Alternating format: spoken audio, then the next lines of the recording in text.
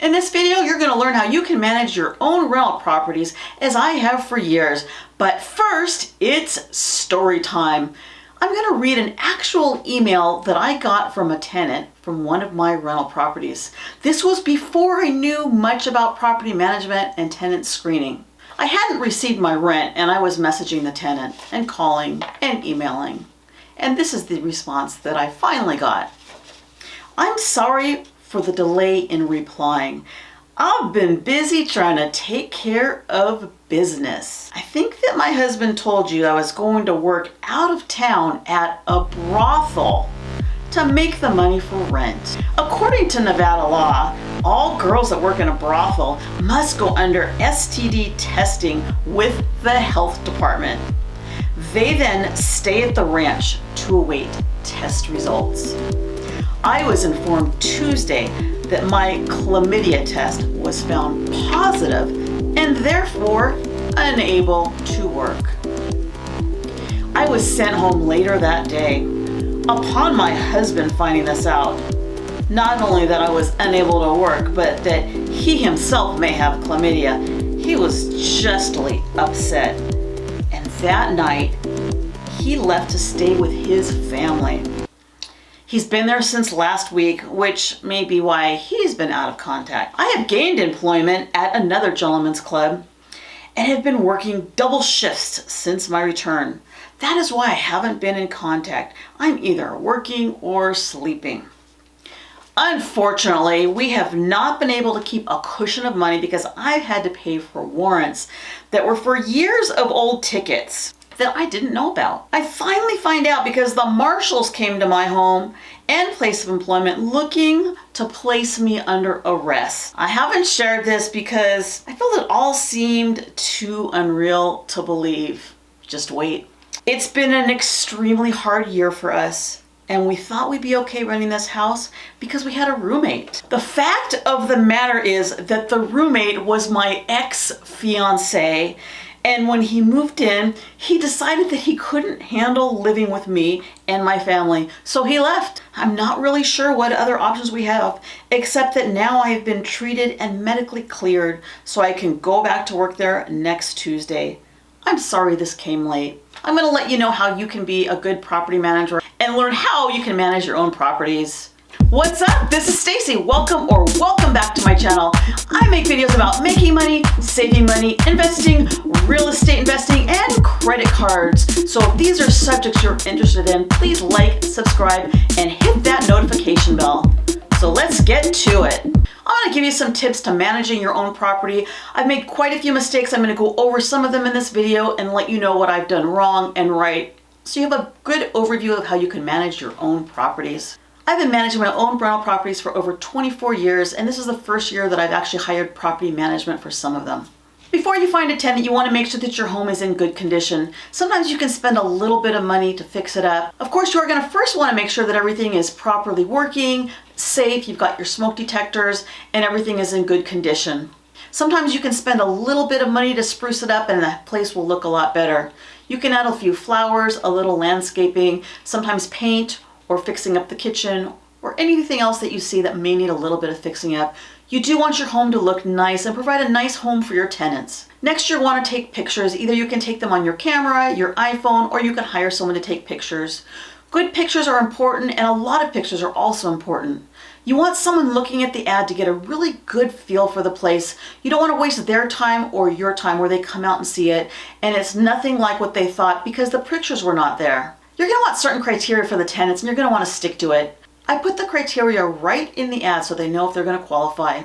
This changes a little bit from person to person in some areas as well. For me, as far as income, they need to have 3 times the rent. So if their rent's $1,000 a month, they need to make $3,000 a month. If the rent's $5,000 a month, they need to make $15,000 a month. This is, of course, household income, so if it's a couple, you can combine their incomes. I require a credit score of 650 or above, but depending on the area, you may want to go up or down on that. I also don't allow any evictions or bankruptcies.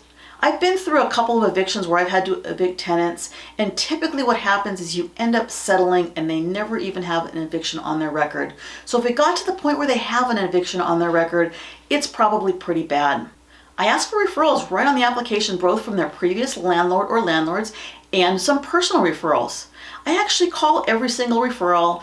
I just call them and ask them a few questions. It's very short and very conversational, but I actually get a lot of information, some good and some bad. Most of the time, the referrals that they provide you are going to give you glowing reports, but you'd be surprised. I've actually had some negative ones. I ask if they think the person is responsible, if they think they'll take care of the place and pay the rent on time. In a tenant, I'm looking for someone that's just going to pay their rent, take good care of my home, and of course, if there's a problem, let me know so we can take care of it immediately so it doesn't get bigger. As far as animals, I personally allow animals. I don't allow certain breeds of dogs that are known to bite just because of insurance and liability.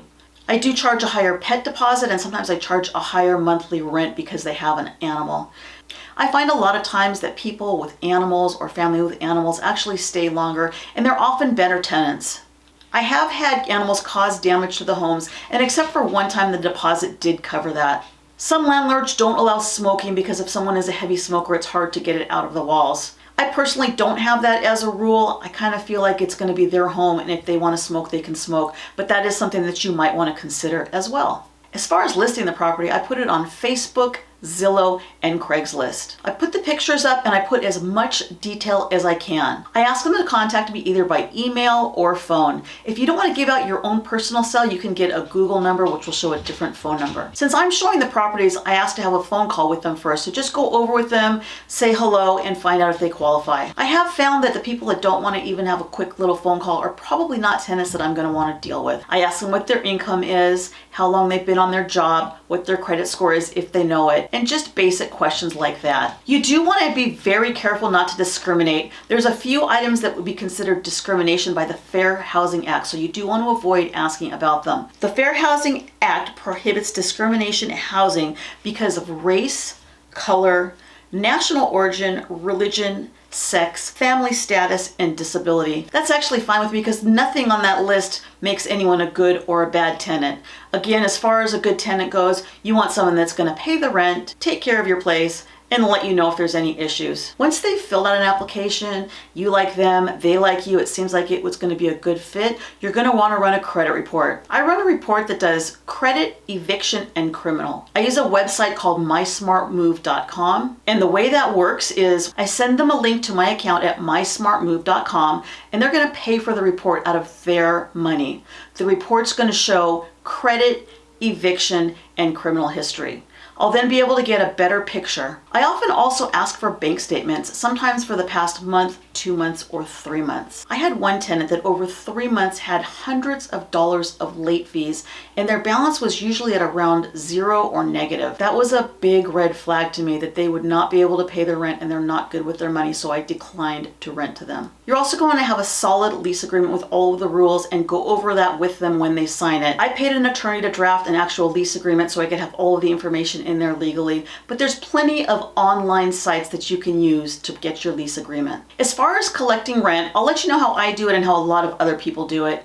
The way I had been doing it for years is I have a Bank of America account and I use a separate bank account for each rental house. I give my tenant the account number at Bank of America and they deposit their rent every month. They can walk in and pay cash, they can transfer it through Zelle, or they can transfer it directly from their Bank of America account. I pay all of my bills for the rental house out of that account, and it makes taxes very easy at the end of the year. This year I'm doing it a little bit different because I have many more properties and I don't have an actual separate account for each house, but for me it worked out as a great way to start out, so if you like that idea, feel free to use it. A lot of people managing their own properties use a company called cozy.co, that's C-O-Z-Y. They'll be able to collect rents for you, run credit reports, take applications. I don't personally use them, but I know a lot of property owners do and they really like them. As far as maintenance and late night calls and emergencies and things like that, over the past 20 plus years, I have really not found it to be that big of a deal. You're going to want to have a good handyman, plumber, or electrician and other tradespeople to help you out if there's an issue. I have a rental house in Vegas, actually the same one that tenant was out,